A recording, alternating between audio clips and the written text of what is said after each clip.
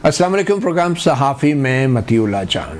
आज दुनिया की सबसे बड़ी ख़बर, दुनिया की सुपर पावर अमेरिका के नए सदर डोनाल्ड ट्रंप एक बार फिर मैदान में हैं और इलेक्शन में एक बड़ी ही कामयाबी के बाद सदर डोनाल्ड ट्रंप दूसरी बार अमेरिका के सदर मुंतखब हो गए हैं। पाकिस्तान के लिए तो 45 और 47 का हिस्सा बड़ा अहम है, मगर डोनाल्ड ट्रंप भी अमेरिका के 45वें सदर बने थे और फिर 47वें सदर भी अब बन चुके हैं। यूँ तो ये अमेरिका के लिए ज़्यादा अहम है, मगर फिर पाकिस्तान जैसे ममालिक में भी अमेरिका के सदारती इलेक्शन को हमेशा से इंतहाई दिलचस्पी के साथ देखा गया है। इसकी वजह तो तारीख़ी एतबार से यही है कि अमेरिका की पॉलिसियाँ पाकिस्तान की सियासत पर बराह रास्त असरअंदाज होती हैं।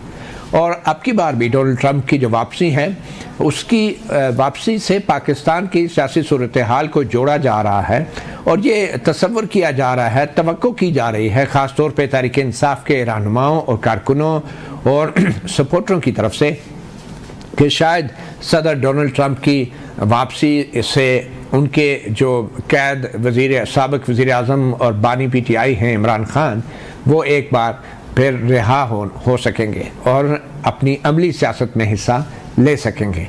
क्या ये एक ख्वाहिश है, ख्वाब है, ये क्या है, ये तो वक्त ही बताएगा। मगर इस वक्त तक, आज तक की तारीख़ में बड़े जश्न का सा एक समा है पाकिस्तान के अंदर भी, तहरीक इंसाफ के कारकुनों में, और इसमें कोई शक नहीं कि शायद हुक्मरान इत्तेहाद के कुछ कायदीन जो हैं वो भी पैनिक का शिकार हैं। और ख़ास तौर पे जब उनकी माजी में सोशल मीडिया पे की गई पोस्टें और ट्वीट्स जो हैं, जो कि डोनाल्ड ट्रंप पे नाकिदाना राय दे रही थी, उन ट्वीट्स को भी अब सोशल मीडिया के ऊपर मौजूए बहस बनाया जा रहा है। बहरहाल हमारे वज़ीर आज़म शहबाज शरीफ ने भी डोनाल्ड ट्रंप को मुबारकबाद दे दी है और उनके अमेरिका के सदर मुंतखब होने पर वज़ीर आज़म शहबाज शरीफ ने जो है उनको भरपूर मुबारकबाद दी है और पाकिस्तान के सदर और दूसरे जो अहम ओहदेदारान हैं उनकी तरफ से भी सदर डोनाल्ड ट्रंप को मुबारकबाद जा चुकी है।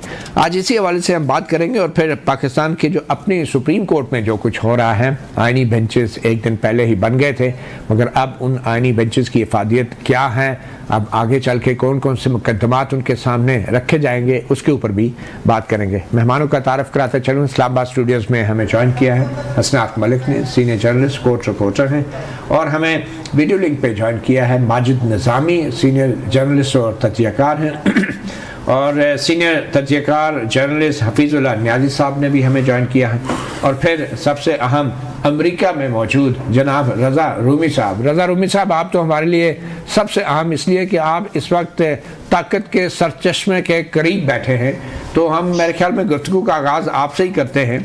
तो मैंने तो वैसे प्रोग्राम से पहले आपसे अज़राए मजाक पूछा था कि आपको मुबारक देनी चाहिए सदर ट्रंप की जीत की, आपसे हमदर्दी करनी चाहिए, तो उसका जवाब आप कैमरे के ऊपर ही दे दें। मेरे ख्याल से हमदर्दी ज़्यादा बनती है और उसकी वजह यह है कि ये बहुत ही गैर मुतवक्को नतीजा था। अगरचे कि सदर ट्रंप की कैंपेन बहुत आगे थी और एक मोमेंटम बन रहा था, लेकिन कमला हैरिस ने भी पिछले 100 दिनों में बहुत जानदार तरीके से कैंपेनिंग की।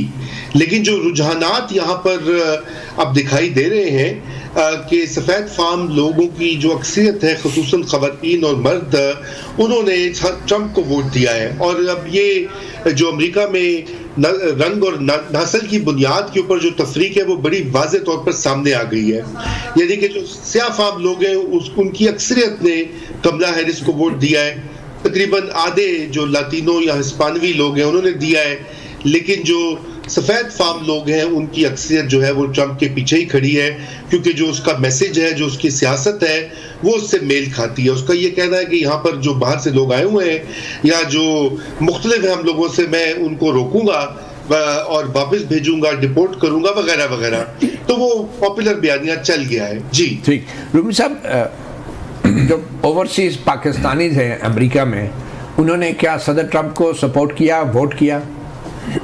जी, ओवरसीज पाकिस्तानीज की एक बहुत बड़ी तादाद जो है वो सदर ट्रंप के पीछे इसलिए जमा हो गई थी कि उनका ये ख्याल है, जो कि मुझे नहीं मालूम किस हद तक दुरुस्त है या सिर्फ मुगालता ही है, क्योंकि उनका ये ख्याल है कि वो इमरान खान की हिमायती हैं और इक़्तिदार में आकर वो पाकिस्तान की हुकूमत और इस्टेब्लिशमेंट पर अपना असर डाल के इमरान खान को जेल से निकालेंगे। ये उन्होंने बाकायदा एक जो पाक पैक इनकी तंजीम है उसने अपनी जो एलानिया जारी किया था उसमें भी उन्होंने कहा था कि पाकिस्तान में इंसानी हकूक के हवाले से जो इस वक्त सूरत हाल है उसमें जो बाइडन और कमला हैरिस जो है वो कोई किरदार अदा नहीं कर रहे, इसलिए वो तवक्को कर रहे हैं कि ट्रंप आकर इस मामले को ठीक करेंगे।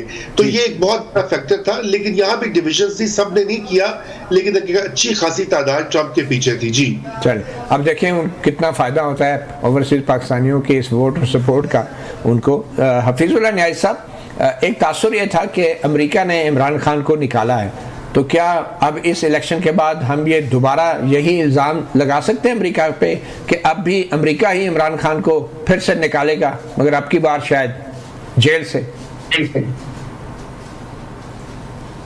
वो एक बड़ा ही शुक्रिया, बहुत बहुत जान और जितने दोस्त हैं रज़ा रूमी कि वो 7 समुंदर पार से तकरीर फरमा रहे हैं, उनको बहुत ही मोहब्बत भरे सलाम। देखिए जी, एक बड़ा ही इंटरेस्टिंग सी आपको पता है, सुबह से पाकिस्तान के अंदर जो सोशल मीडिया है उसके ऊपर भी एक सेटायर्स का और ह्यूमर का और कोई डार्क ह्यूमर्स का जो है वो एक मुकाबला जारी है। उसमें ये था कि डोनाल्ड ट्रंप जीत के है, अब वो इमरान खान साहब को आज़ाद कराएगा, फिर इमरान खान बदले में पाकिस्तान को अमेरिका से आज़ाद करवाएगा। एक तो ये इक्वेशन बन गई है।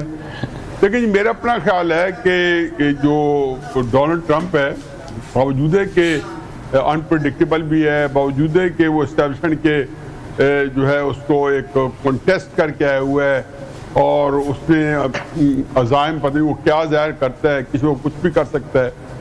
लेकिन मेरा नहीं ख्याल कि पाकिस्तान जो है वो किसी गिनती में आएगा। जो वो कहते हैं ना कि बहुत कुछ है, उसके दोनों हाथ जो हैं इस वक्त मिसाइल से भरे हुए हैं। जंगें हैं तो भी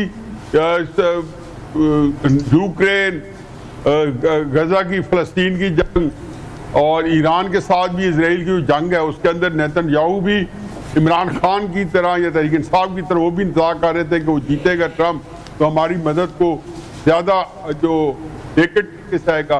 फिर साउथ चाइना सी के अंदर भी अमेरिका बुरी तरह उलझा हुआ है, तो ये इतना आसान नहीं है वहां से निकलना। फिर माजरत के साथ, सॉरी आपकी बात काट रहा हूं, माजरत के साथ, लेकिन अमेरिका का जो निज़ाम है हुकूमत का और पॉलिसी साजी का, उसके अंदर तो जो उनके महकमे हैं, जो उनके पाकिस्तान में मिसाल के तौर पे सफारत खाना है, वो मेरे ख्याल में एशिया का सबसे बड़ा, जिसको हम कहते हैं कि CIA का हेड ऑफिस भी है या बड़ा दफ्तर भी है।